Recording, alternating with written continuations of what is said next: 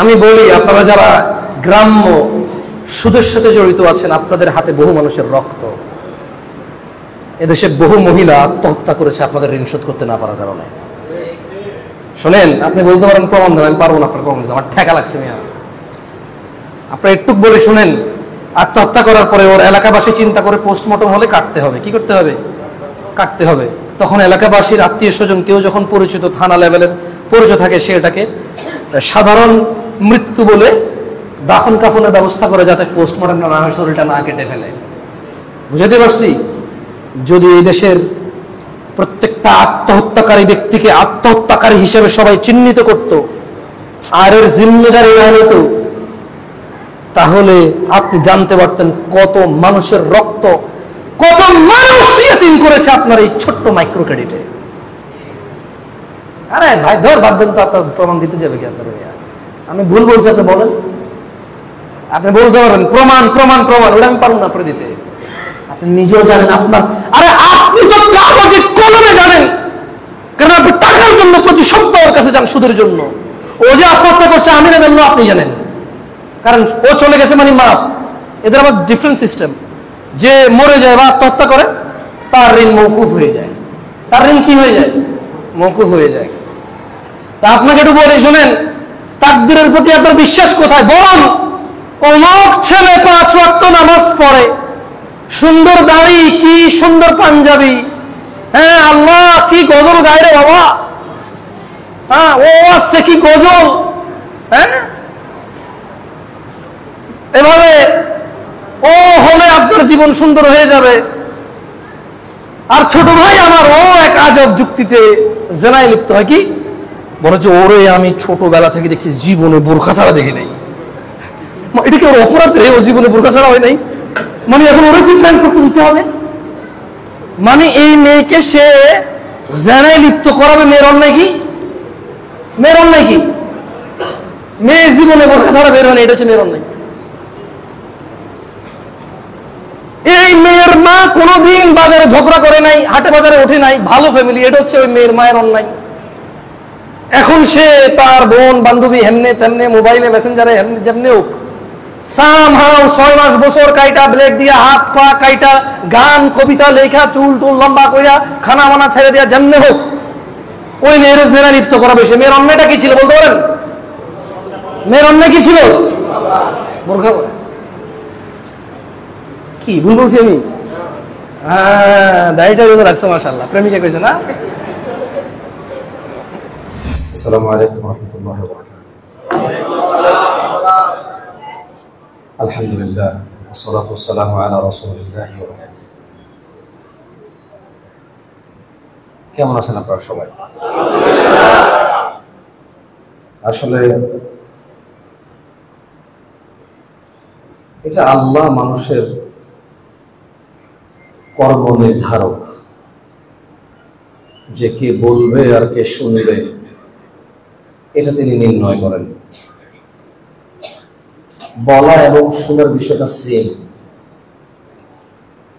যেমন আপনি সাউন্ড একটু কমায় দেন, একদম বেশি হয়ে যায়, কেমন মানে বেশি সাউন্ড হলে শুনতে সমস্যা হয়, একটু কমায় দিলে। জি বিসমিল্লাহ, ঠিক আছে। তো যেমন আপনি যে খায়রুকুম মান তাআল্লামাল কুরআনা ওয়া আল্লামা, ওই হাদিসকে যদি আপনি মনোযোগ দিয়ে বোঝার চেষ্টা করেন, ওখানে আল্লাহ প্রথমে মানে আল্লাহ নবী সাল্লাল্লাহু আলাইহি ওয়াসাল্লাম যে হাদিস বর্ণনা করছে, খায়র বলছে, উত্তম। কে উত্তম? উনি বললেন যে শিখায় সে উত্তম। আর কে উত্তম? যে শেখে সে উত্তম। কে বেশি উত্তম এটা বলে নাই। মানে শিক্ষা এবং শিক্ষক এবং ছাত্রের মধ্যে কে বেশি উত্তম এভাবে উনি ভাগ করে নাই। মূলত যারা শিখে না আর যারা শেখে, শিখায় শেখে এটা হলো এক ক্যাটাগরি, আর হচ্ছে যারা শেখে না ওটা হচ্ছে আরেক ক্যাটাগরি।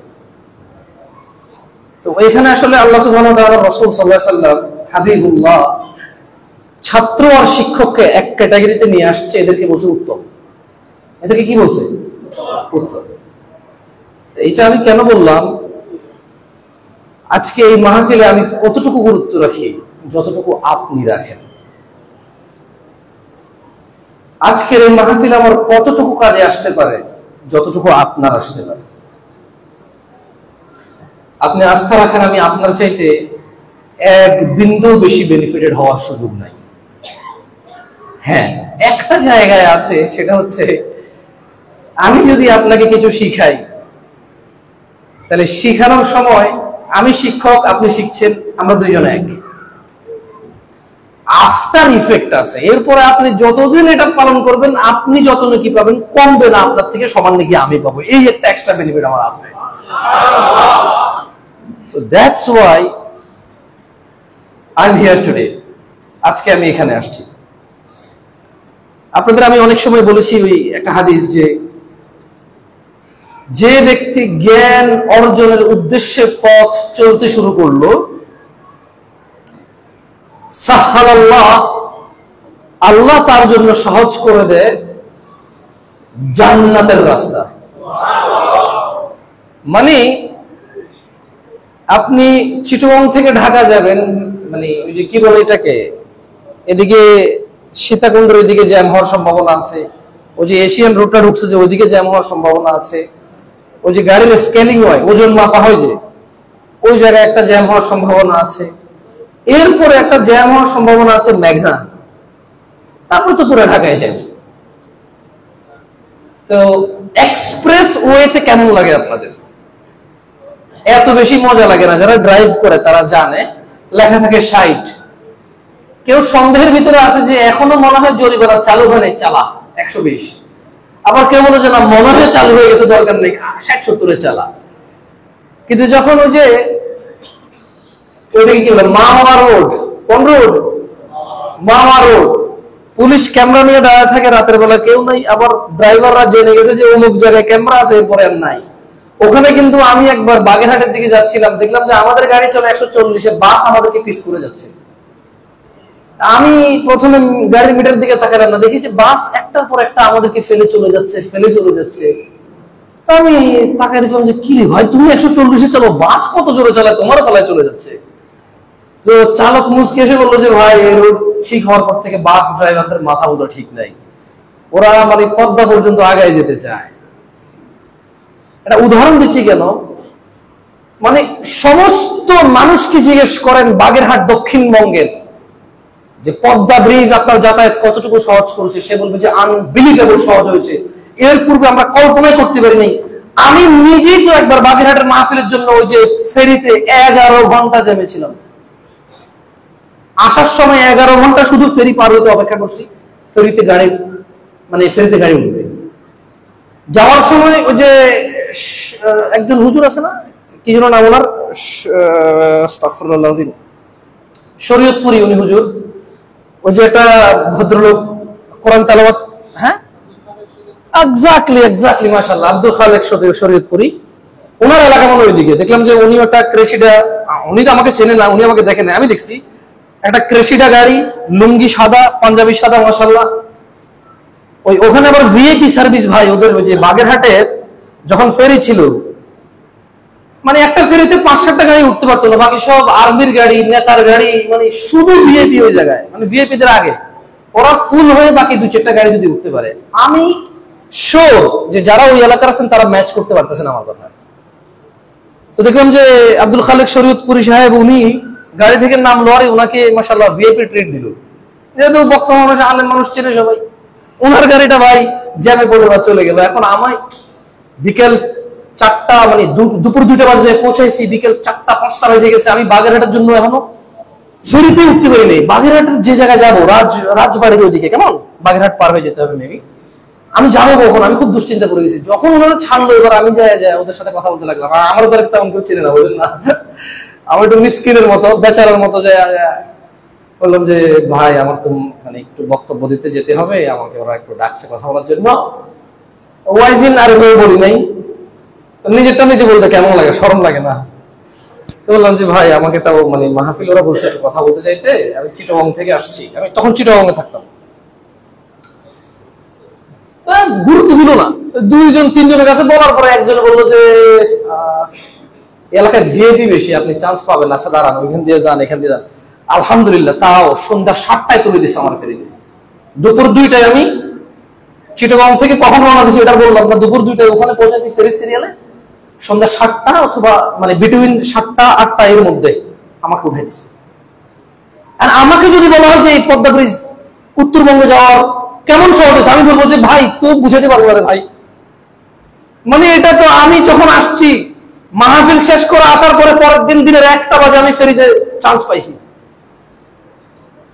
ফেরিতে মানে উড়ার সুযোগ পাইছি যে আসবো। এখন তার মিশা কথা বলতে পারবো না যে আমার ওয়াজ আছে, এখন আমার ওয়াজ শেষ, আমি সিরিয়ালে ছিলাম। ড্রাইভার একবার নামে পেশাব করে, যাই হোক আমি উদাহরণটা দিছি কেন, তো আল্লাহ নবী সাল্লাল্লাহু আলাইহি ওয়াসাল্লাম বলছেন যে যে ব্যক্তি জ্ঞান শিখবে এটার জন্য উদ্দেশ্য করে পথ চলা শুরু করলো, মানে সে চিন্তা করলো মাদ্রাসায় যাবে, ওকে বয়স নাই, বয়স্ক শিক্ষায় যাবে, ওকে বয়স নাই, ওয়াজ মাহফিলে যাবে, আসছে হয়তো, কোন সেমিনারে যাবে, আসছে হয়তো, ওকে অমুক জায়গায় একটা বই পাওয়া যাচ্ছে, আমি বাংলা পড়তে পারি, এখানে অনুবাদ আছে, বইটা কিনছে হয়তো, যে না আমি শিখবো, আমাকে শিখতে হবে, আমাকে কি করতে হবে, শিখতে হবে। একটু ইন্টারনেটে ইউটিউবে সার্চ করতেছে যে জেনা ব্যভিচার, এভাবে লিখে সার্চ করছে, বক্তব্য কোন একজন আলেমের নাম সহকারে আসছে, মানে সে এখন ডিসিশন মেক করছে, সে জানবে। আল্লাহ নবী সাল্লাল্লাহু আলাইহি ওয়াসাল্লাম তার জান্নাতের রাস্তা সহজ করে দেবে আল্লাহ। সো আপনারা এখানে যারা আসছেন, you have that opportunity to make your way of Jannah easier. কত সহজ, এর চেয়ে সহজ আর এই পৃথিবীতে হতে পারে না ভাইরা আমার। তো ওয়াল্লাহি আমি বহুবার বহু মানুষকে বলেছি আমাকে সেমিনার বা প্রোগ্রামে ডাকিয়েন না, অথবা আমাকে ডাকলেও যারা আলেম, যেমন আমাদের ডক্টর শাখাওয়াত হোসেন হাফেজাহুল্লাহ, একজন ডক্টরেট করা মানুষ, মানে আমার বুঝে আসে না কিভাবে আপনারা বিচার করেন। তবে এই ইনসাফের জন্য আল্লাহ আপনাদের ক্ষমা করুক, এই না ইনসাফের জন্য আমি দোয়া করি, কারণ আমাকে যে সুবিধাটা দিচ্ছেন তবে অনুচিত হচ্ছে। এখানে ডক্টররা আলেমরা যারা তাদের যৌবন ব্যয় করেছে শিক্ষার উপরে, যারা তাদের যৌবনটাকে ব্যয় করেছে শুধু আল্লাহর দ্বীন শিখেছে, এবং বাকি কত আয়েশ আমোদ, কত বিলাসিতা ত্যাগ করেছে শুধু আল্লাহর রাস্তায় খিদমতের জন্য, তারা কতটুকু হক রাখে আর আমি জামশেদ মজুমদার কতটুকু হক রাখি? আমার শিক্ষা জীবন নিয়ে তো আপনাদের কারো জানা নাই। একজনে ফেসবুকে মূর্খ লেখেন, আরেকজনে যায় পক্ষ নিয়ে ওর লোকে লেগে যান, এরপরে ও আরো বেশি মূর্খ, আপনি আরো বেশি শিক্ষিত করুন। আমি কি কোনো সময় আপনার করে কইছি যে আমি শিক্ষিত যে আপনারা মূর্খ প্রমাণ করবেন, বা আমি কি বলছি মূর্খ যে আপনারা আমাকে শিক্ষিত প্রমাণ করতে যাবেন আরেকজনের কাছে? দরকার নাই তো। যারা অলরেডি বিদ্বান রয়েছে তাদেরকে গুরুত্ব দেয়। যাই হোক, আল্লাহ তাআলা আমাদেরকে বোঝার তৌফিক দান করুন। এখানে বেশিরভাগই আমার, যদিও মাদ্রাসার প্রোগ্রাম মাশাআল্লাহ তাআলা, এই মাদ্রাসা সম্পর্কে আজকে মানে মোটামুটি আসরের পর থেকে আপনারা শুনতেছেন, মাগরিবের পরে শুনেছেন, ইশার পরে শুনেছেন। দেখেন, আপনি একটু জেবে হাত দেন তো সবার, কার জেব থেকে কি বাইরে, একটু বাইর করেন তো, নিজের জেবে হাত দেন, কারো জেবে হাত দেন না, একটু দেখেন তো কার জেব থেকে কি বাইরে, কার জেব থেকে কি বাইরে দেখেন তো। মানি ব্যাগ কি বাইরে হয়? Money bag. মোবাইলের বাদ দিলে আর কি বাইরে হয়? Money bag. এই মানি ব্যাগ কার? আপনার জেবের মানি ব্যাগ কার? আপনার। আপনার মানি ব্যাগের ভিতরে যা আছে এগুলো কার? কার? আমার। সো আপনার এই জীবনটাকে যদি একটা ঝুড়ি ধরেন, এই জীবনটাকে যদি একটা বাক্স ধরেন, এই জীবনটাকে যদি একটা ব্যাগ ধরেন, এই ব্যাগটা কার? আপনার। এর ভিতরে যা রাখবেন তা কার? এর ভিতরে যদি ইয়াবা রাখেন এটা কার? আর এর ভিতরে যদি টাকা, ডলার, রিয়াল রাখেন কার? আপনার। ওই জীবনটাকে একটা ব্যাগ ধরেন, ওটার ভিতরে আপনি যদি জেনা রাখেন, ব্যভিচার রাখেন, মদ রাখেন, ঘুষ রাখেন, জুয়া রাখেন, গালিগালাজ, মারামারি, মিথ্যা, অপমান, অপদস্থ হওয়া, অশ্লীলতা, মানে একটা বিশৃঙ্খলতা রাখেন, এগুলো কার হবে? আর এখানে যদি কোরআন তেলাওয়াত রাখেন কার হবে এটা? এখানে যদি ইসলাম শিক্ষা রাখেন কার হবে এটা? এখানে যদি বাচ্চা কাচ্চাকে লালন পালন সুশিক্ষায় মাদ্রাসা দ্বীনি প্রতিষ্ঠানে আল্লাহর সাথে পরিচয় করায় দেন, এই ইনভেস্টমেন্ট কার হবে? সিদ্ধান্ত আপনাদের। যাই হোক, আমি অশ্লীলতা নিয়ে সামান্য কিছু কথা বলবো। আমি এতটুকু বুঝতে পারি, এখন মানুষ বুঝে গেছে যে বাইতুল্লাহ, আল্লাহর ঘর বলতে মসজিদ ব্যতীত আর কোন ঘর, আল্লাহর ঘর বলতে মসজিদ ব্যতীত আর কোন ঘর নাই। কোন মানুষ কোনো কিছু পড়ে ফু দিয়ে দেবে, কেউ কিছু হয়ে যাবে, এখন আর এটা মানুষ বিশ্বাস, আমি কি এতটুকু আস্থা রাখতে পারি? এখনকার মানুষ এটা বিলিভ করে যে আমার চাকরি বাকরি সন্তান সুস্থতা এগুলো তাকদীর কে ঠিক করে? পরিবর্তনকারী কে? পরিবর্তনের ক্ষমতা কার? এটা বিলিভ করেন তো? যাক আলহামদুলিল্লাহ। এগুলোর সাথে শিরক রিলেটেড। কেমন? কি রিলেটেড? শিরক রিলেটেড। আমি আস্থা রাখতে পারি 2024 সালে এসে মানুষ বুঝে গেছে যে ও খেলে আমার পেট ভরে না, ও কিছু পরে কোথাও বাক্সের ভিতরে করে আমার হাতে পায়ে লাগাই দিবে আর আমার কিছু হয়ে যাবে উন্নতি, এটা মানুষ বুঝে গেছে আলহামদুলিল্লাহ। যারা বোঝেনি আল্লাহ তাদের বোঝার তৌফিক দান করুন, তাদের সন্তানরা তাদের হিদায়াতের সর্বোত্তম ব্যবস্থা হয়ে যাবে ইনশাআল্লাহ। কারণ এখানে যারা আসছে অধিকাংশ যদি আমি দাঁড় করাই 30-এর নিচে হবেন আপনারা। আজকে যারা আছেন যদি আমি এখন দাঁড় করানো শুরু করি 30 বছরের নিচেই হবেন আপনারা। সো আপনারা আপনাদের বাবা মায়ের জন্য হেদায়েতের মাধ্যম হন। আর মাদ্রাসা তো লাগবে, এখানে সুবিধা হয় না, অন্য কোথাও হয়, একটু কষ্ট হলো এখানে আসতে, যেখানে আসতে আমি কিভাবে বলবো আপনাকে বলেন? ইংলিশ মিডিয়ামে দিলে কি পড়াবে? ইংলিশ। বাংলা মিডিয়ামে দিলে কি পড়াবে? অ্যারাবিক মিডিয়ামে দিলে কি পড়াবে? অ্যারাবিক। আর যদি কেউ বলে যে আমি বাংলা অঙ্ক ইংরেজি পড়াবো, তাহলে সে সবগুলোই কিছু কিছু কিছু কিছু টাচ আপ করবে। কেমন? কোনোটাতে এত বেশি পারদর্শী করতে পারবে না সে, স্পেসিফিকেশন ছাড়া। আপনি কোন মাদ্রাসায় পড়াবেন এটা তো আপনি সিদ্ধান্ত নিতে হবে। বাচ্চাকে আপনি কি বানাবেন, মাওয়াহিদ নাকি মুশরিক? বাচ্চাকে আপনি কি আহলুল সুন্নাহ ওয়াল জামাআতের অনুসারী, সুন্নতে মুস্তাফা সাল্লাল্লাহু আলাইহি ওয়াসাল্লামের সুন্নতের অ্যাকুরেসির সাথে আপনি ওকে ইলম অর্জনে সহযোগিতা করবেন, নাকি যা খুশি তা সুন্নত বলবে আর করবে এমন করে বলবেন? এটা তো আপনি সিদ্ধান্ত নিতে হবে। তো এই জন্য আপনি কোন মাদ্রাসায় পড়াবেন এটা তো আপনাকে সিদ্ধান্ত নিতে হবে যে আপনার বাচ্চা এখানে গেলে কি শিখবে, কিসের উপরে বেস করে শিখবে। কম শিখবে, বেশি শিখবে, কম পারবে, বেশি পারবে, খুব উন্নত হবে, খুব উন্নত হবে না, মানুষ হবে, মানুষ হবে না, এগুলো তো অনেক পরে রেজাল্ট। বাট টুডে, আজকের দিনে আপনি তো সিদ্ধান্ত নিতে হবে আপনি ওকে কি বানাবেন, ঠিক না? আল্লাহ আমাদেরকে বোঝার তৌফিক দান করুন, আমিন। আমি এজ এ ইয়াং, বাবু নিজের নিজে ইয়াং বলতে হয় না, বয়স কম হয় না, মরার বয়স হয়ে গেছে অনেক আগে আলহামদুলিল্লাহ। তারপরে আপনাদেরকে যুবক মনে করি, যেটা বুঝতে পারি দুইটা অপরাধের সাথে আমরা জড়িত। কয়টা? অধিকাংশ যুবক আমরা দুইটা অপরাধে জড়িত। আমাদের অপরাধের ক্যাটাগরি অনেক বেশি না, তবে আমাদের অনেক বেশি মানুষ এই অপরাধের সাথে জড়িত এবং অনেক বারবার আমরা জড়িত। ইভেন আমার যে বোনরা ওখানে শুনছে, আমি আগেই বলে যে আমার কাছে মহিলা পুরুষের অবস্থা এখন ভিন্ন নাই, আমি জানি না আলাদা করে। সতর ঢাকা মহিলা পুরুষের আলাদা, সতর ঢাকা মহিলা পুরুষের আলাদা, সম্পদে ভাগ মহিলা পুরুষের আলাদা, মানে পিতৃ সম্পদ বাপের পক্ষ থেকে পায়, রুজি রোজগার এখানে মহিলা পুরুষ দায়িত্ব ভাগাভাগি হয়ে গেছে, কে কার দায়িত্ব আর কার দায়িত্ব না। যেমন ভাগাভাগি হয়েছে কে মা হবে কে বাপ হবে, আল্লাহ উপর থেকে ফিক্স করে দিয়েছে। পুরুষ চাইলেও মা হতে পারে না, মহিলা চাইলেও বাপ হইতে পারে না, ও চেষ্টা করেও পারবে না। এভাবে আল্লাহ আরো কিছু বিধান এভাবে বাধ্য, স্পেসিফিক, মানে বডির সাথে রিলেভেন্সি নাই, কিন্তু এগুলো আল্লাহর বিধান। আল্লাহকে কে ভয় করে আর কে ভয় করে না তার পরীক্ষা। যেমন রুজি রোজগার জিম্মেদার কে? দাতা আল্লাহ। পৃথিবীতে মহিলা পুরুষের মধ্যে জিম্মেদার কে? মা বাবার মধ্যে কে জিম্মেদার? ভাই আর বোনের মধ্যে কে জিম্মেদার? ভাই। ছেলে আর মেয়ের মধ্যে কে জিম্মেদার? এরকম সামান্য কিছু বিষয় ছাড়া বাকি সবকিছু মহিলা পুরুষের সমান। নামাজ সমান, রোজা সমান, জানা করতে মহিলা লাগে পুরুষ লাগে, দুইজন মিলিত হলে তো জানা। আমি সারাদিন এই ছেলের সাথে বসে থাকবো, জানা কেন হবে? আমি ছেলের সাথে হ্যান্ডশেক করবো, কোলাকুলি করবো, জানা কেন হবে?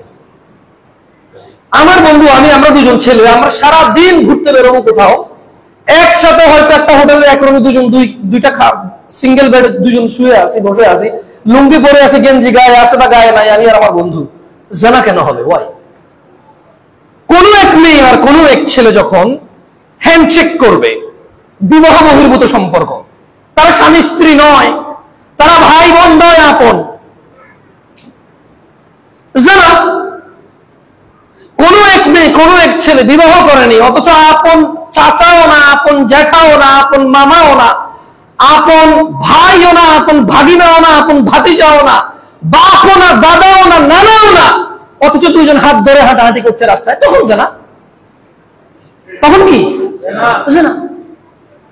আমার এতটুকু বুঝে চলে আসছে যে ইসলামে মহিলা পুরুষের ওয়াজ তেমন বেশি পার্থক্য নাই। বেশিরভাগ অপরাধ পুরুষ আর মহিলার জন্য 100% সমান অপরাধ। বেশিরভাগ ইবাদত ফরজ মহিলার পুরুষের সমান। এবার আপনি যাকাত বলেন, হজ বলেন, তৌফিকের কথা আমি বলছি না, বিধানের কথা বলছি। সালাত বলেন, ঈমান বলেন, পর্দা বলেন, নেশা বলেন, আপনি কি বলবেন? সবই তো সমান। আমি বোনদেরকে বলবো এবং আমার ভাইদেরকে বলবো, আল্লাহ নবী সাল্লাল্লাহু আলাইহি সাল্লামকে আল্লাহ সুবহানাহু ওয়া তাআলা বলেন, কুল ওয়া মুহাম্মদ সাল্লাল্লাহু আলাইহি সাল্লাম, আপনি বলে দিন এদেরকে, ইন্নামা হাররামা রাব্বিয়াল ফাওয়াহিশ, আমি যে দুটো অপরাধের কথা বলছি এগুলো বলে দেই। একটা হচ্ছে জিনা আর একটা হচ্ছে নেশা। এটা হচ্ছে কি? আপনি আজকে নিজেকে বিচার করেন, আপনার ভিতরে কয়টা অপরাধ আছে? হ্যাঁ, আরেকটা অপরাধ আছে পুরুষদের। কার? রুজি রোজগারে হালাল হারাম মানতেছে না। রুজি রোজগার আর কি মানতেছে না? হালাল হারাম মানতেছে না। এটা থার্ড। কারণ এদেশের ছেলেরা রোজগারি হয় 25 বছর বয়সে।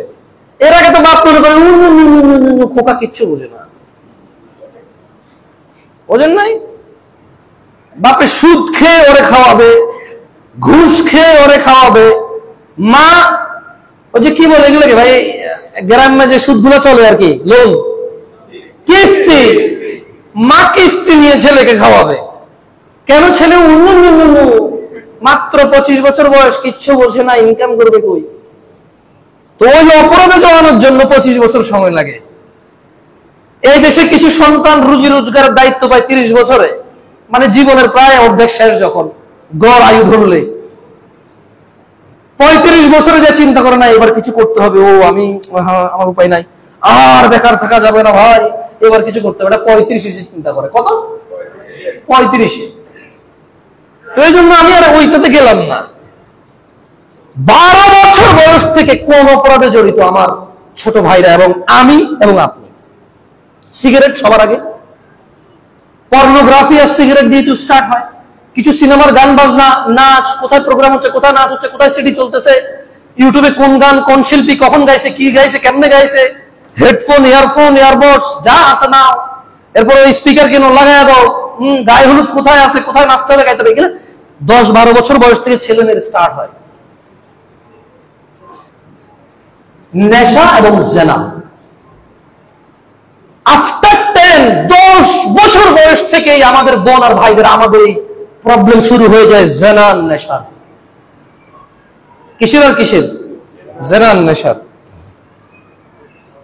এক মেয়ে আমাকে 2-3 দিন আগে প্রশ্ন আসছে ফেসবুকে, মেয়ে কিনা আমি জানি না, মেয়ে আইডি তো মেয়ে নাম, ওকে, আইডি মেয়ে নাম, যেটা প্রশ্ন আসছে। তো বললো যে আমি আল্লাহকে খুব ভয় করি, আমি কোনো হারাম সম্পর্কে জড়িত নাই, তবে একটা ছেলেকে আমার খুব পছন্দ। আমি দেখাতে পারবো ভাই, এই যে এই মোবাইলে আছে, দেখাতে পারবো। না পুরোটা বলি, হাসিয়েন না, আমারও এরকম হাসি পায় ভাই, কি করবো। আমার ওয়াইফ মাঝে মধ্যে বলে যে হাসতেছো কেন? আমার হাসি থামে না। আস্তাগফিরুল্লাহ, আল্লাহ মাফ করো। ধরেন রাতে বসছি একটু, মানে ফেসবুক 2-3 দিন খুলি নেই, ধরেন 2-3 দিন খুলি নেই, এখন যদি একটু মেসেজে দেখি যে কেউ কোনো গুরুত্বপূর্ণ, আমার অনেক সময় তালাকের মাসলা মাসাইল আসে, আমি বড় বড় আলেমদের নাম্বার শেয়ার করে দিই।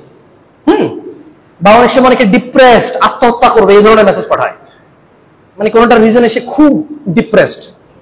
সো যদি দেখি যে সাইকো কেস, কি কেস, সাইকিক কিছু দেখলে আমি রিপ্লাই দিই না ভয়, কারণ ওই ঝুলে গেলে বলবো যে লাস্ট মেসেজ কারা দিছে।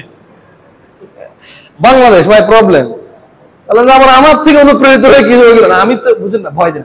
যখন দেখি যে না রিজনেবল রিজনে তার এই কারণে, মানে সে বলছে যে আমি জানি এটা পাপ হবে আর আমি ফিরতে পারবো না, এই গুনার জন্য মাপও চাইতে পারবো না, বাট আমার ইচ্ছা করে ওদেরকে একটু হেল্প করি, চেষ্টা করি মেসেজ দিয়ে একটু কথাবার্তা বলে চেষ্টা করি, তো এভাবে পড়ি। তো বললো যে আমি কোনো হারাম রিলেশনে নাই, আমি মাদ্রাসার ছাত্রী, তবে একটা ছেলেকে আমার পছন্দ। এখন জাদু টোনা করা হারাম, আমার পরিবার রাজি, ছেলের পরিবার রাজি নাই। এখন ছেলের মা বাপকে আমি রান্না বান্না করে ভালো ভালো খাবার দাবার খাওয়াই কি রাজি করতে পারবো? উনি কিন্তু কোনো হারাম রিলেশনে নাই। কারণ আমি চিন্তায় পড়ে ওটা দেখে এমন হাসি আসলো আমার যে সে একটা ছেলেকে পছন্দ করে, তার পরিবার রাজি, ছেলের পরিবার রাজি নাই, কথা তাদের মধ্যে এতটুকু কথা হয় তাদের। এরপর আবার সে বলতেছে যে সে আল্লাহকে ভয় পায়, মাদ্রাসার ছাত্রী, সে কোনো হারাম রিলেশনে নাই। এটা কি? আর সে তাবিজ বা বলছে বান মারা, সরি বান বলে থাকে না ভাই, কুফুরি বলছে যে বান মারা। তো আমি বললাম যে বান গিট্টু খোলা মানে আঠা কিছু যায় নাই। হ্যাঁ, তো আমি বলছি যে ভালো ভালো খাবার দাবার খাওয়া রাজি করা যাবে। দেখেন সে নিজেকে নিজে ফতোয়া দিচ্ছে, সে যেটাতে আছে সেটা হালাল। How can you help her? যখন সে মনে করে ছেলের সাথে কথা বলতেছে, তবে বেশি কথা না, মাঝে মধ্যে, কখন মাঝে মধ্যে, একটু এভাবে বললাম আর কি। যখন সে বিলিভ করে ছেলের সাথে সে কথা বলতেছে, হ্যাঁ তোমাকে বিয়ে করবো, বিয়ে প্রস্তাব পাঠাবো, তুমি বিয়ে প্রস্তাব পাঠাও, ছেলে বলতেছে যে শোনো তোমার পরিবার তো রাজি হয়েছে, আমার আব্বা মা তো রাজি হচ্ছে না, তাদের মধ্যে এই কথাগুলো হয়। হ্যাঁ মাঝে মধ্যে, কখন মাঝে মধ্যে হয়তো লেখা আর কি, হ্যাঁ নামাজ টামাজ ঠিক মতো পড়ো কিনা, কোরআন পড়ো কিনা, সবসময় না, মাঝে মধ্যে, কখন মাঝে মধ্যে, অনেকদিন পর পর। And when she believes that সে কোনো মিসডিড করে নাই, সে কোনো রং করে নাই, কারণ সে আল্লাহকে ভয় পায়, সে কোনো হারাম রিলেশনে নাই। How can you help her? What is the way to help her? কি ওয়ে আছে তাকে হেল্প করার? তখন তাকে বললাম যে ধরেন একজন লোক শুধু পানি খাইছে, সকালবেলা দুপুরে শুধু পানি খাইছে, বিকেল বেলার দিকে হালকা এক ঢোক কটুক, ও তো মাঝে মধ্যে কথা বলে, কখন কথা বলে? আর অনেকে বলতে ধরেন হালকা কটুক, হালকা একটু পানি খাইছে, এবং সে বলছে সে রোজা আছে, সে কি রোজাদার? বলছি না। আমি অবশ্য তাকে হালকা এভাবে বলি নাই, আমি এখন বলতেছি আর কি ভাবে, আমি তো তারা লিখছি আর কি। আমার ওয়াইফের সাথে আমি বলতেছিলাম দেখো কিন্তু হালকা পানি খাবে, এখন দেখি ও রোজা ভাঙে কিনা দেখি। মানে আমার ওয়াইফ সঙ্গে ছিলাম, বললাম যে দেখো একে বলি যে হালকা পানি খেলে কি রোজা ভাঙবে? বলে যে লেখো। আমাকে অনেকে লিখলাম যে ধরেন আপনি সকাল দুপুর এবং বিকেল বেলা, মানে হাত লিখছি এইচ, আমি তো বাংলা লিখতে পারি না, আপনারা জানেন অনেকে যারা আমাকে মেসেজ দেন, আমি HALK হালকা এভাবে লিখি বাংলা, মানে ব্যাংলিশ। অনেকে আবার মাইন্ড করে যে আপনি বাংলা লেখেন, এটা খুব খারাপ দেখায়, বাংলা লিখবেন। আরে ভাই আমি তো লিখতে পারি না, তুমি জানো। তো আমি ওই ইংরেজিতে বাংলা লিখতে পারি। এখন ধরে লিখলাম যে আপনি হালকা একটু পানি খেলে কি রোজা থাকবে? সে বললো যে না। আমি বললাম তাহলে হাউ কুড ইউ সে আপনি হারাম রিলেশনে নাই, এই জন্য যে আপনি মাঝে মধ্যে কথা বলেন? তো আমি চিন্তা করলাম যে দেখো সে এটা বোঝে যে হালকা একটু পানি খেলে রোজা ভেঙে যাবে, সে এটা মানতে নারাজ যে সে একটা ছেলেকে চেনে, একটা ছেলে তাকে চেনে, এবং সে পরিচয় বহন করে, ওই ছেলে তার পরিচয় বহন করে, এবং ওই ছেলে তাকে যে কোনো সময় মেসেজ দিলে তার পর্যন্ত পৌঁছায় এবং সেটার রেসপন্স করে, আর সেটাকে গুনাহ মনে করে না, কারণ ও বিয়ে করতে রাজি, ছেলে বিয়ে করতে রাজি, এই কারণে। তাহলে আমি কি শরীর ধরতে পারছি যে আমাদের মধ্যে বেশি রকম অপরাধে আমরা জড়িত নাই, তবে দুইটা অপরাধ, নেশা এবং জেনা, নেশা এবং অধিকাংশ মানুষ আমরা এই দুইটা অপরাধে জড়িত এবং বারবার জড়িত। আর 25-30 বছরের পরে আমাদের তিনটা অপরাধের বাইরে তেমন কোনো অপরাধ আমরা পাই না। নামাজি মানুষ কিন্তু সুদের সাথে জড়িত, রিস্ক, টাকা পয়সা, অর্থ। সুদ কিসের সাথে সম্পর্কিত? অর্থ। হারাম কাজ করে, কি জন্য করে বলেন তো? অর্থ। মানে নামাজ পড়ে কিন্তু সে হারাম কাজও করে, নামাজ পড়ে মিথ্যা কথা বলে। আমরা এরকম বহু মানুষ দেখেছি। জেনা, নেশা আর এই রুজি রোজগার, এই তিনটা পার্টের বাইরে খুব বেশি একটা অপরাধের সাথে খুব বেশি মানুষ জড়িত নাই। সামান্য কিছু মানুষ অন্যান্য মাল্টিপল অপরাধের সাথে জড়িত। আমি এখানে ধার্মিকদের কথা বলতেছি। কার কথা বলতেছি? মানে বেনামাজিদের কথা বলছি না। আমি বেরোজগার, বেঈমান, মুনাফিক, মুশরিকের কথা বলছি না। আমি বলছি আমার ভাই আর আমার বোনদের, যাদেরকে আমার রব বলেছে ইন্নামাল মুমিনুনা ইখওয়া। আমার রব আমাকে বলেছে যে জামশেদ, যত মানুষ মুমিন সব তোর ভাই, যত মানুষ মুমিনা সব তোর বোন। ইন্নামাল মুমিনুনা ইখওয়া, আমার ভাই বোন। এরপর আবার আমাকে বলছে যে তোর মায়ের পেটের বোন, তার সাথে তোর দেখা দেওয়া যাবে, ওরা তোর বোন হলেও দেখা দেওয়া যাবে না, কথা বলা যাবে না। মামতো বোন বিয়ে করা যায় না? আমরা বোন কই তো স্টিল কই না? এরকমই বাকিরা বোন যাদেরকে বিয়ে করা যায়, তাই ওদের সাথে দেখা দেওয়া হারাম, কথা বলা হারাম, সম্পর্ক রাখা হারাম। ইফ নেসেসারি, কিছু প্রয়োজন হলে যদি কোনো থ্রুতে প্রপার ওয়েতে আসে, ইউ ক্যান প্রোভাইড। আমি দেখছি আমার ভাই আর আমার বোনরা নেশা, জানা আর এই রুজি রোজগারের ম্যাটারটা যদি সলভ করতে পারে, তাদের 98% সলিউশন হয়ে যাবে। তেমন এরপরে আর তারা মারামারি করে না বেশি একটা, তারা বেশি একটা মারামারি করে না। মানে আরো অনেক অপরাধ আছে যেগুলো ওরা করে না। শুকর খায় না, কুকুর খায় না, মদ কেউ খায় কেউ খায় না, কিন্তু আবার কেউ মদ খায় না, আবার কেউ সুদ খায়। মানে কেউ মদ খায় না কিন্তু সে কি খায়? সুদ খায়। যাই হোক, অশ্লীলতার বিষয়ে সামান্য একটু কথা বলে তোমাদের থেকে বিদায় নিয়ে নেব, আপনাদেরকেও বিদায় ছেড়ে দেব, কারণ আপনারা অনেকক্ষণ আগে আসছেন, আমি হয়তো এখন আসছি। রব আল্লাহ নবী সাল্লাল্লাহু আলাইহি ওয়াসাল্লামকে বলছে যে বোনরা আপনারা মনোযোগ দিয়ে শুনবেন, কারণ অশ্লীলতা শুধু পুরুষ পুরুষে বাংলাদেশে এখনো তেমন পাওয়া যায় না। পৃথিবীর অনেক দেশে অশ্লীলতা পুরুষ পুরুষ, মহিলা মহিলা অশ্লীলতা হয়, তবে এগুলো যত অল্প হয় এর চেয়ে বেশি প্রচার হয়, যাতে আপনি উদ্বুদ্ধ হন, যাতে আপনি কি হন, ছেলে ছেলে এবং মেয়ে। যতটুকু এই পৃথিবীতে এখন 100 গুণ বড় করে এটাকে দেখানো হয়, সুন্দর শোভা সৌন্দর্যমণ্ডিত করে আকৃষ্টতার সাথে পেশ করা হয়, যাতে আপনি আকৃষ্ট হন। এখন হয়তো বেশি মানুষ আলহামদুলিল্লাহ এগুলো থেকে বেঁচে আছে, আলহামদুলিল্লাহ অনেক মানুষ বেঁচে আছে। তো আমার রব বলছেন যে কুল ও মুহাম্মদ, আপনি বলেন সাল্লাল্লাহু আলাইহি সাল্লাম, ইন্নামা হারামা রাব্বি, আমার রব নিষেধ করেছে, হারাম করেছে, নিষিদ্ধ করেছে, আল ফাওয়াহিশা মা যাহারা মিনহা ওয়া মা বাতান। ভাই ও বোন আমার, আল্লাহ নিষিদ্ধ করেছেন অশ্লীলতা, যেটা প্রকাশ্যে এবং যেটা গোপনে। কেউ বলতে পারেন গোপন অশ্লীলতা কোনটা? কোনটা গোপন? একটা উদাহরণ দিতে পারবেন কেউ একজন? হ্যাঁ, ও তাহলে নাটক দেখা অপরাধ না? পর্নোগ্রাফি খেলি অপরাধ না? দেশের কি হয়েছে ভাই, একবারে ডাইরেক্ট ডিপে চলে গেলেন ভাই। এত বলছেন, ভালো বলছেন, ওকে। আপনার কাছে কি মনে হয় একটা মানুষ দিনে 24 ঘন্টা পর্নোগ্রাফি দেখে? একাকিত্ব যখন তাকে পেয়ে বসে, শয়তান যখন তাকে পেয়ে বসে, একা যখন থাকে, নিজের লজ্জা বোধ ইজ্জত সম্মান রক্ষা করে সে একাকি হয়তো এই অপরাধে জড়ায়। কিন্তু বাপ মা, ছেলে মেয়ে, ভাই বোন, দাদা নানা, নাতি নাতনি সবাই মিলে কিসের সাথে জড়িত বলতে পারেন? সিরিয়াল, নাটক, সিনেমা, গান বাজনা।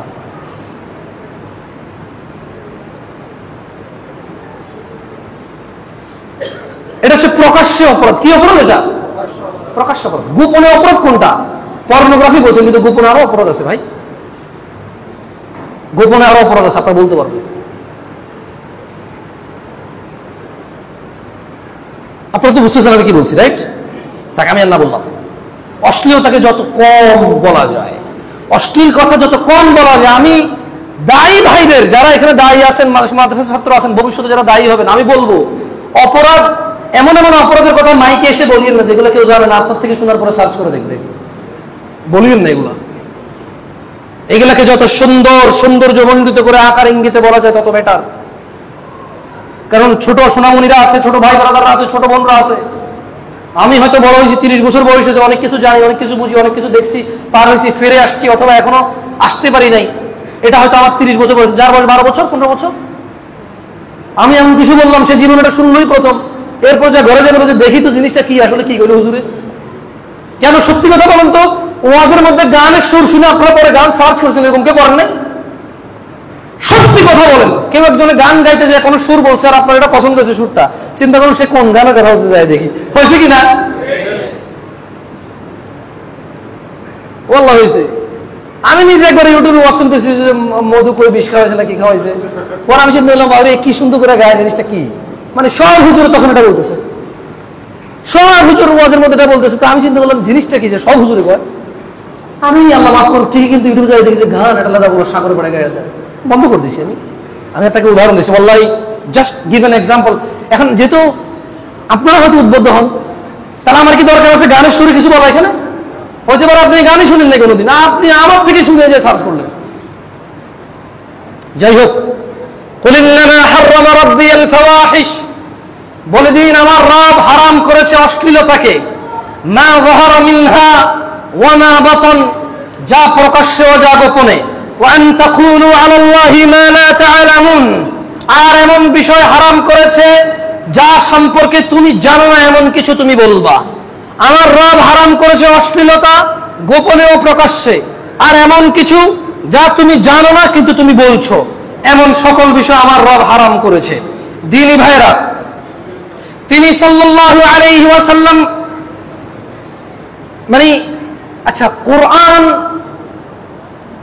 ছাড়া হারাম হালাল বুঝার কোনো উপায় আছে? ইভেন কোরআন ছাড়া মুহাম্মদ সাল্লাল্লাহু আলাইহি সাল্লামের অস্তিত্ব বুঝার উপায় আছে?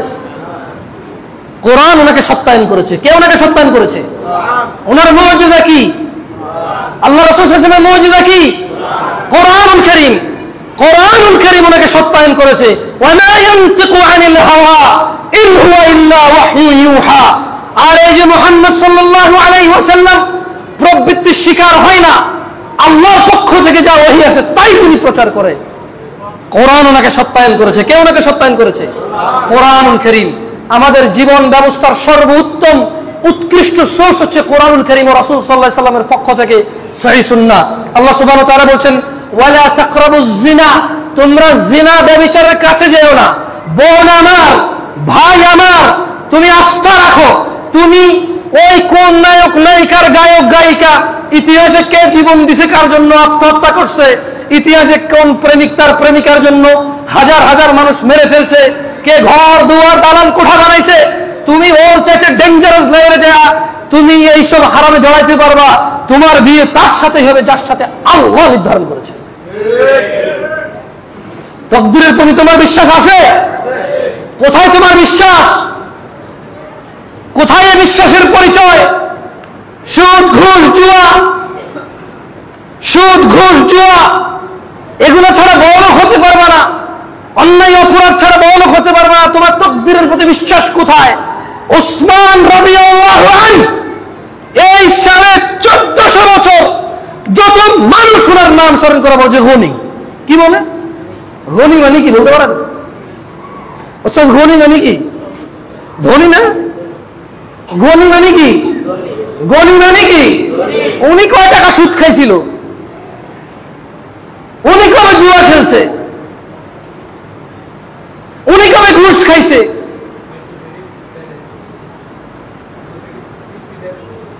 মাইক্রো ক্রেডিট বলে না ভাই, নামও জানি না, আল্লাহ আশ্রয় দিক। আমি জানি যে গ্রামে আর মহিলা ছাড়া দেয় না, কি আসছে ওই আল্লাহ, মহিলা ছাড়া দেয় না। শোনো, তোমার তো রেকর্ডিং হচ্ছে না, আমি বলি আপনারা যারা গ্রাম্য সুদের সাথে জড়িত আছেন, আপনাদের হাতে বহু মানুষের রক্ত। এদেশে বহু মহিলা আত্মহত্যা করেছে আপনাদের ঋণ শোধ করতে না পারার কারণে। শোনেন, আপনি বলতে পারেন প্রমাণ দেন, আমি পারবো না আপনার প্রমাণ দিতে, আমার ঠেকা লাগছে মিয়া। আপনার একটু বলে শুনেন, আত্মহত্যা করার পরে ওর এলাকাবাসী চিন্তা করে পোস্টমর্টম হলে কাটতে হবে। কি করতে হবে? কাটতে হবে। তখন এলাকাবাসীর আত্মীয় স্বজন কেউ যখন পরিচিত থানা লেভেলের পরিচয় থাকে, সে এটাকে সাধারণ মৃত্যু বলে দাফন কাফনের ব্যবস্থা করে, যাতে পোস্টমর্টম না হয়, শরীরটা না কেটে ফেলে। বুঝাতে পারছি? যদি এই দেশের প্রত্যেকটা আত্মহত্যাকারী ব্যক্তিকে আত্মহত্যাকারী হিসেবে সবাই চিহ্নিত করত আর এর জিম্মেদারি না নিত, তাহলে আপনি জানতে পারতেন কত মানুষের রক্ত, কত মানুষ ইয়াতিম করেছে আপনার এই ছোট্ট মাইক্রো ক্রেডিটে। আরে ভাই ধর বাদ দেন তো, আপনার প্রমাণ দিতে যাবে কি আপনার? আমি ভুল বলছি, আপনি বলেন। আপনি বলতে পারবেন প্রমাণ প্রমাণ প্রমাণ, ওটা আমি পারবো না আপনার দিতে। আপনি নিজেও জানেন আপনার, আরে আপনি তো কাগজে কলমে জানেন, কারণ আপনি টাকার জন্য প্রতি সপ্তাহ ওর কাছে যান সুদের জন্য। ও যে আত্মহত্যা করছে আমি না জানলো আপনি জানেন, কারণ ও চলে গেছে মানে মাপ। এদের আবার ডিফারেন্ট সিস্টেম, যে মরে যায় বা আত্মহত্যা করে তার ঋণ মওকুফ হয়ে যায়, তার ঋণ কি হয়ে যায়? মওকুফ হয়ে যায়। তা আপনাকে একটু বলে শোনেন, তাকদীরের প্রতি আপনার বিশ্বাস কোথায়? বলুন, অমুক ছেলে 5 ওয়াক্ত নামাজ পড়ে, সুন্দর দাড়ি, কি সুন্দর পাঞ্জাবি, হ্যাঁ আল্লাহ কি গজল গায় রে বাবা, হ্যাঁ ও আসছে কি গজল, হ্যাঁ এভাবে ও হলে আপনার জীবন সুন্দর হয়ে যাবে। আর ছোট ভাই আমার ও এক আজব যুক্তিতে জেনায় লিপ্ত হয়, কি বলে যে ওরে আমি ছোটবেলা থেকে দেখছি জীবনে বোরখা ছাড়া দেখি নাই।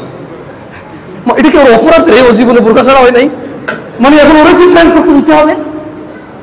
মানে এই মেয়েকে সে জেনায় লিপ্ত করাবে, মেয়ের অন্যায় কি? মেয়ের অন্যায় কি? মেয়ে জীবনে বোরখা ছাড়া বের হয় না, এটা হচ্ছে মেয়ের অন্যায়। এই মেয়ের মা কোনোদিন বাজারে ঝগড়া করে নাই, হাটে বাজারে ওঠে নাই, ভালো ফ্যামিলি, এটা হচ্ছে ওই মেয়ের মায়ের অন্যায়।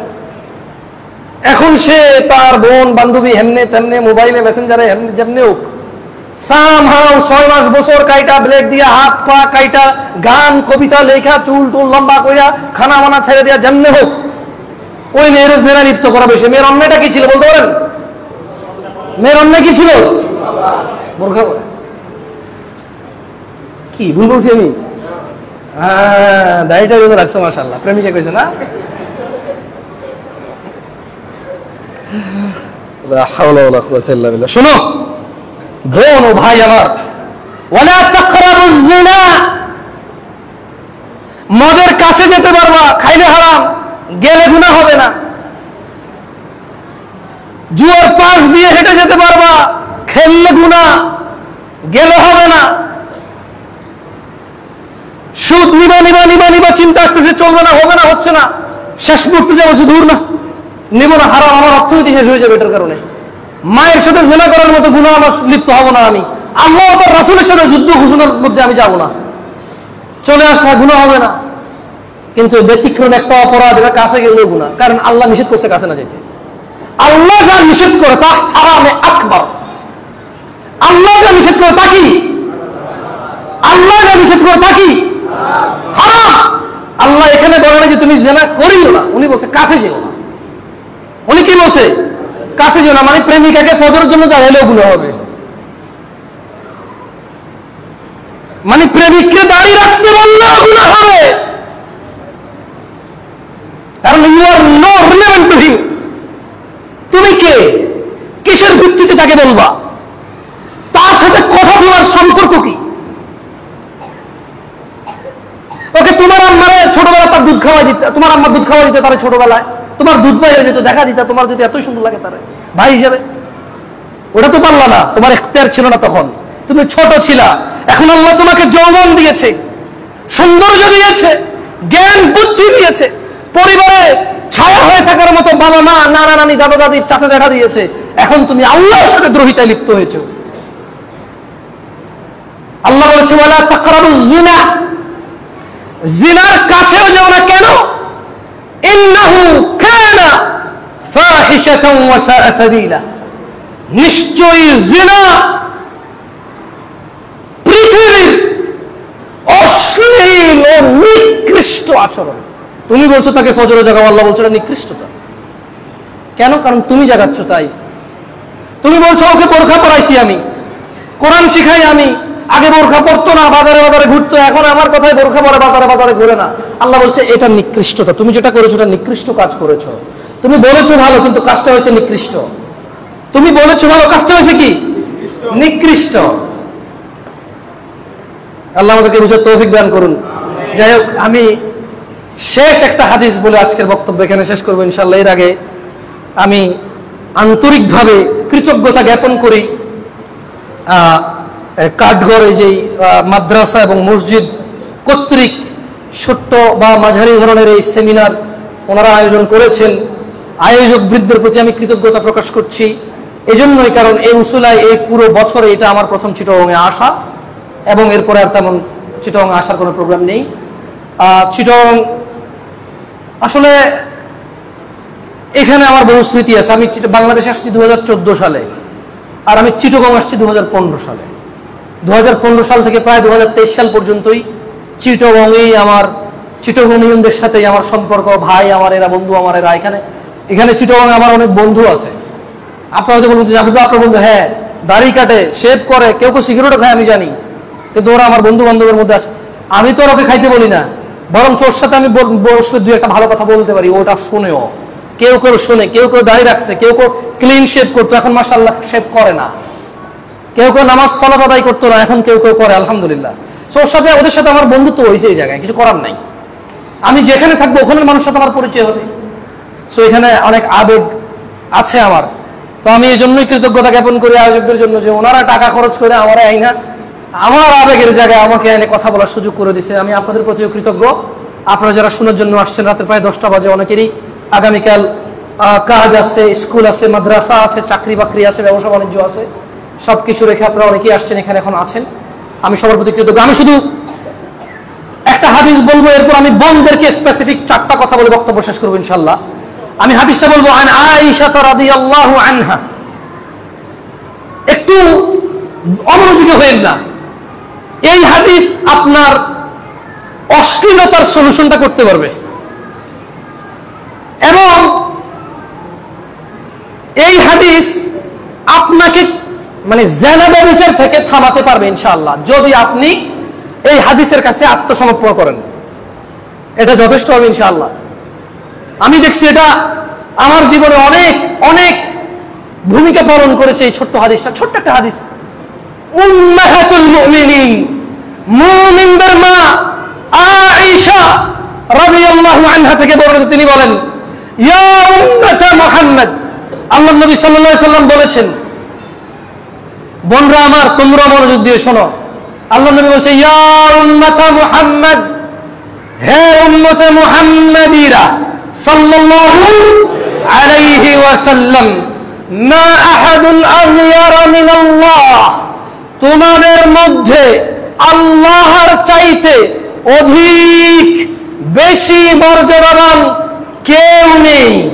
তোমাদের মধ্যে আল্লাহর চাইতে অধিক মর্যাদাবান কেউ নেই।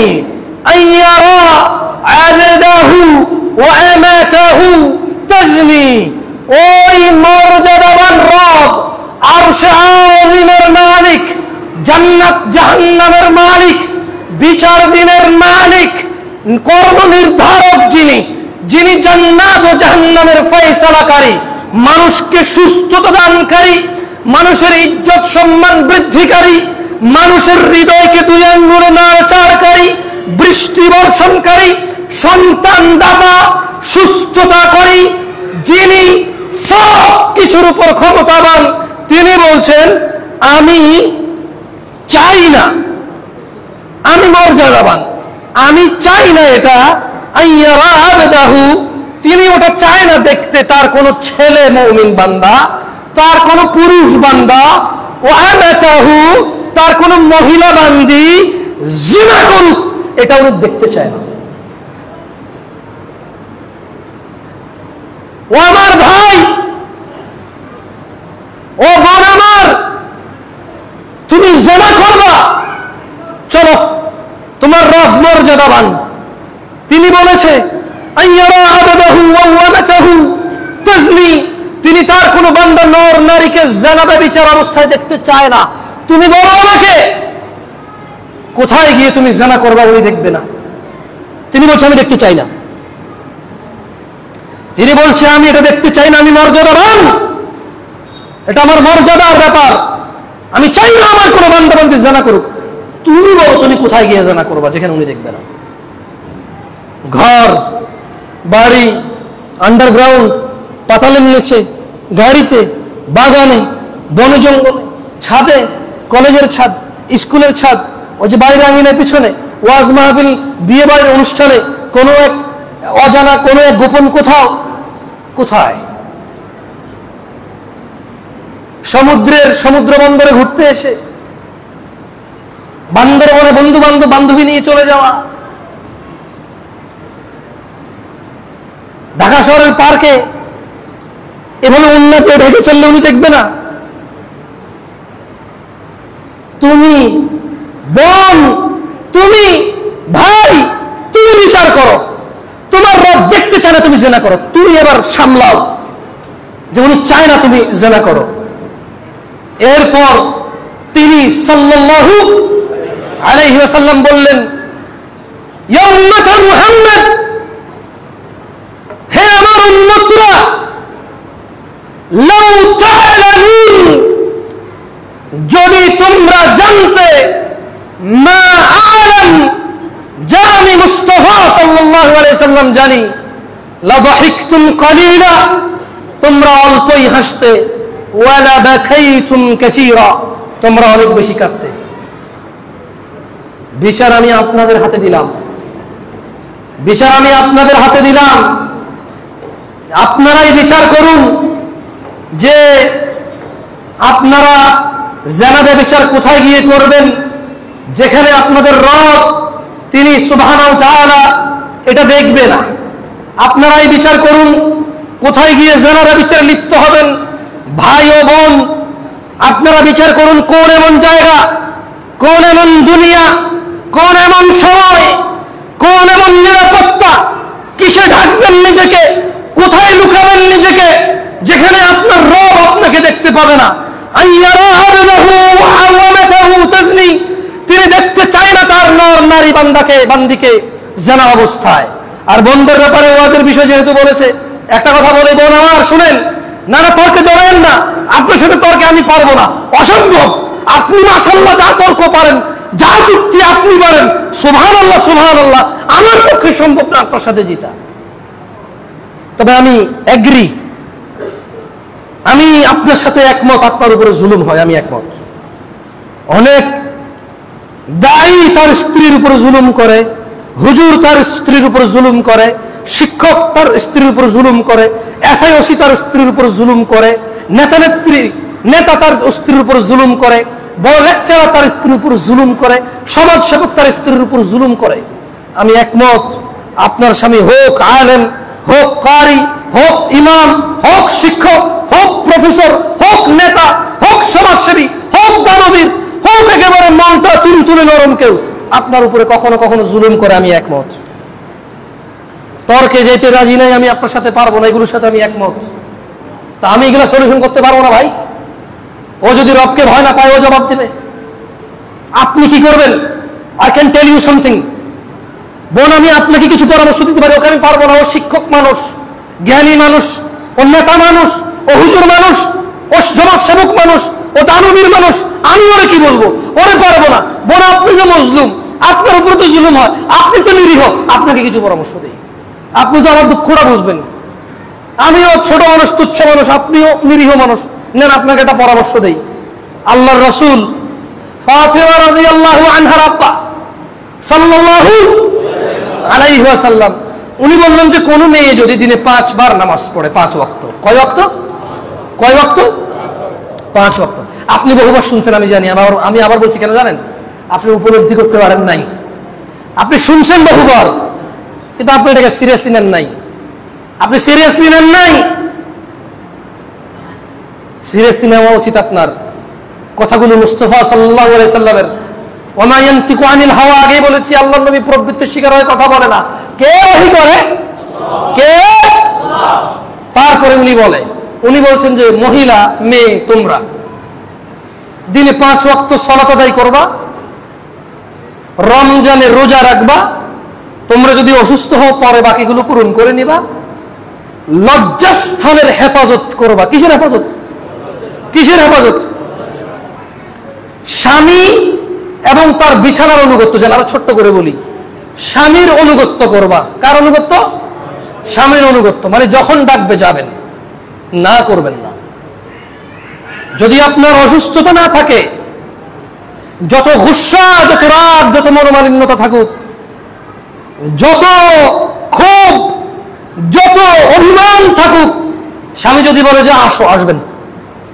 দিনে 5 বার নামাজ পড়বেন, রমাদানের রোজা রাখবেন, এবং আপনি লজ্জাস্থানের হেফাজত করবেন, আপনার স্বামীর অনুগত্য করবেন, তার সাথে ভদ্রভাবে চলবেন।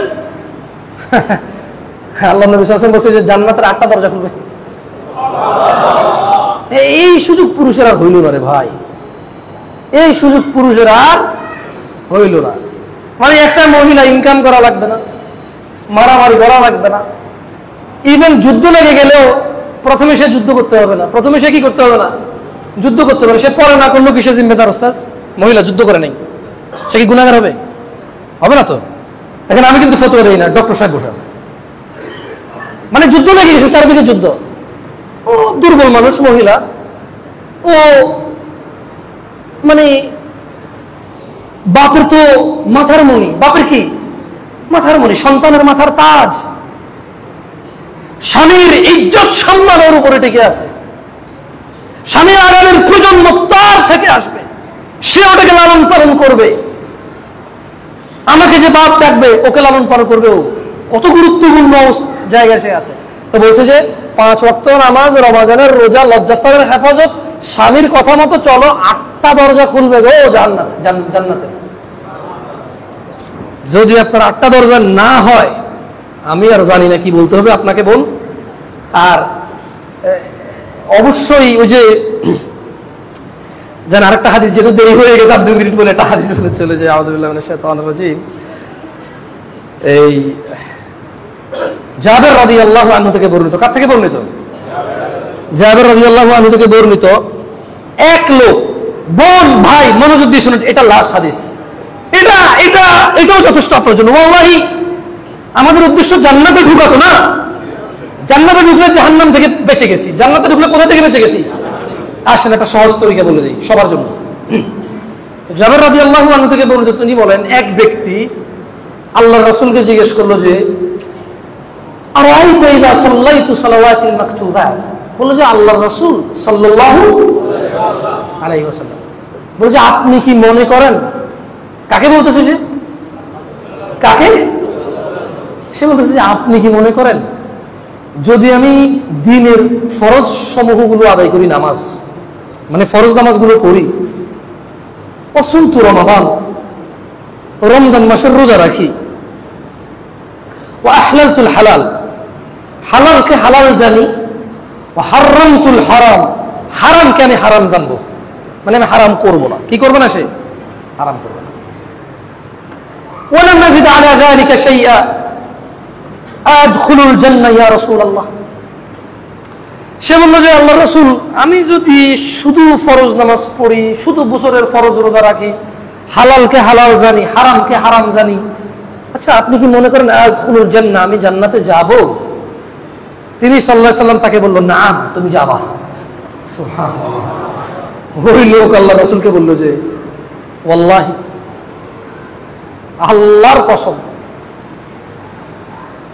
লা আযীদু আলা যালিকা শাইআ, আল্লাহর রাসূল আমি না এর বেশি কিচ্ছু করব না। সুবহানাল্লাহ।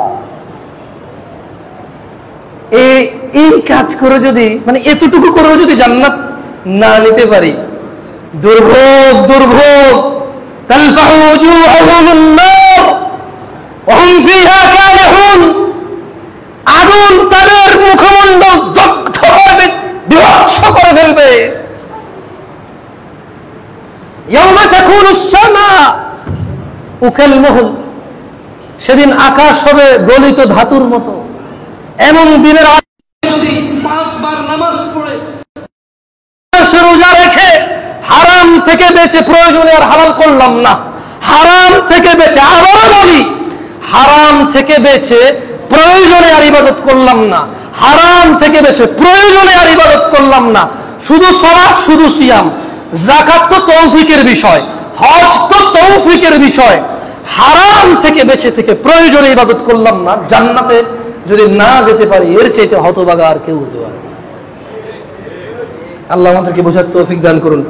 কেউ এখন ধরে নেবেন তো জামশেদ ভাই, তাহলে সে কি যাকাত দেবে না, হজ করবে না? ভাই এটা এভাবে বলা নাই, 1450 বছর থেকে চলতেছে, কেউ ভুল বোঝে নাই। এখানে বুঝাইছে সে যে যাকাত ফরজ হলে দেবে, হজ ফরজ হলে করবে। বুঝেন নাই কথা? বাপমার সাথে খারাপ আচরণ হারাম নাকি হালাল?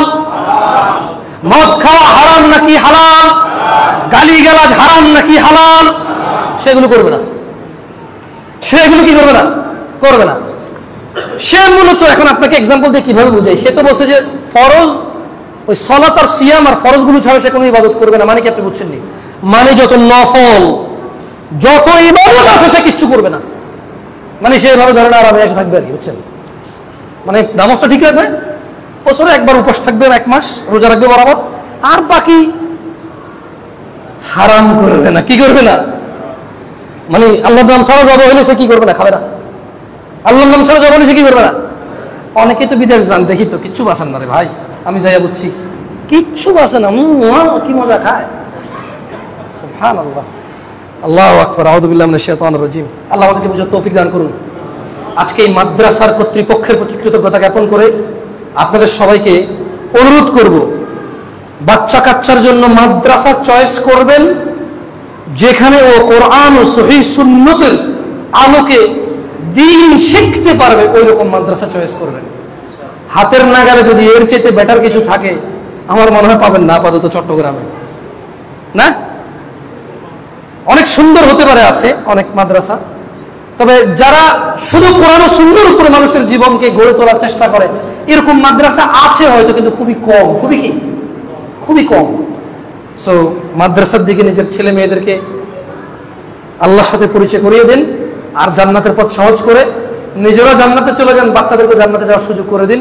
আকুলু কওলি হাযা ওয়াস্তাগফিরুল্লাহ লি ওয়া লিসাইরিল মুমিনিন ফাস্তাগফিরু ইন্নাহু হুয়াল গফুরুর রহিম। সবাই আল্লাহর কাছে মাপ চান। সুবহানাকাল্লাহুম্মা ওয়া বিহামদিকা আশহাদু আল্লা ইলাহা ইল্লা আনতা আস্তাগফিরুকা ওয়া আতুবু ইলাইক।